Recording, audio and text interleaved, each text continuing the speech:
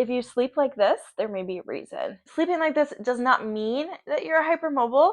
Given if you can get your knee all the way up to your shoulder, I would say that is probably more mobility. So that would fall kind of within that like hypermobile category. It doesn't mean you have a diagnosis of a connective tissue disorder just because you can do this. This is not part of the diagnostic criteria. But as a physical therapist, I'm trained to be able to look at patterns to see why somebody might sleep like this.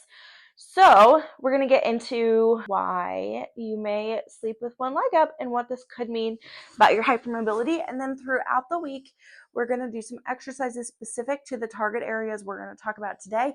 At the end of the week, we will put it together. So let's build some stability for your hypermobility and talk about why you may sleep like me. If you're somebody that has a lot of low back and pelvic instability, laying on your stomach may not feel good, laying on your back may not feel good, laying on your side may not feel good. What bringing this knee up can do is create a sense of stability by using your bones to sort of hold your joint in more of a closed packed position where there are more joint surfaces touching to be more regulated and stable so that your back and your hips are not too loose at night. It helps you find a stable position. At night, our body has two goals, really one main goal, to be safe. Safety allows us from a nervous system standpoint to be in that rest or digest nervous system category. If we are not feeling safe and secure, then we're not going to fall asleep. So that is one way our body may be searching for safety, whether it's from a joint standpoint or also from a nervous system standpoint. As far as bringing anything close to midline can feel safer. Kind of think about when you're born, kind of that curled up fetal position signals kind of safety within the nervous system. And we can also use those postures as adults to create safety, meaning if you're being chased by a bear, you are not going to just curl up necessarily from a survival instinct. You are probably going to run. That is why I kind of bring everything to midline. So the first thing is this low back stability and this pelvic stability. Another thing I see sometimes is shoulder instability, making it difficult. Laying certain positions can be difficult because it's not just one joint most of the time. It's multiple joints. And so from a shoulder standpoint, if you've had a shoulder injury or your shoulder dislocates, by like fixing your pelvis, it allows your shoulder to kind of have more space to rotate to find a more comfortable position. Versus here, you might roll on your shoulder a little bit more. If you kind of practice, like you can feel the stability literally just in my shoulders.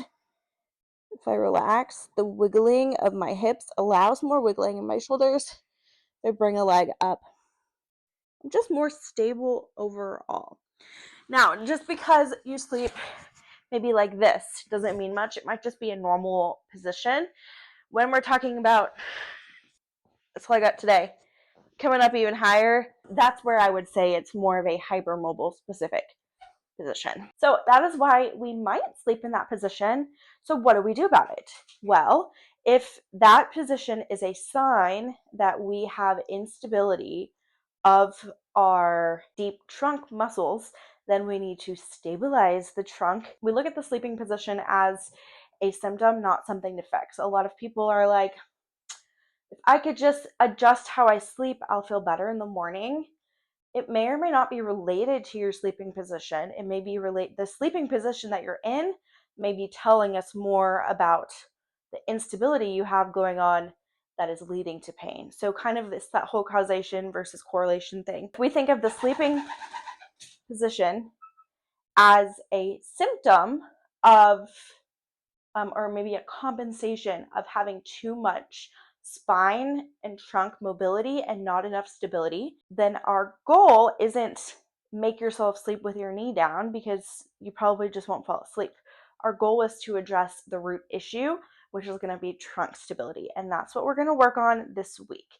So you're going to learn 5 exercises, one each day, starting tomorrow, to really spend a little more time going through form and cueing and making sure we can get the right muscles active.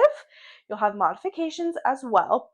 And then at the end of the week, we're going to do a full workout where we pull it all in together and do a good chunk workout. Every week is going to be a new topic. So this week, the topic is the sleeping position. I will see you tomorrow to build some stability for your hypermobility. Let me know if you have any questions, or do you sleep in this position too? Let me know down below in the comments.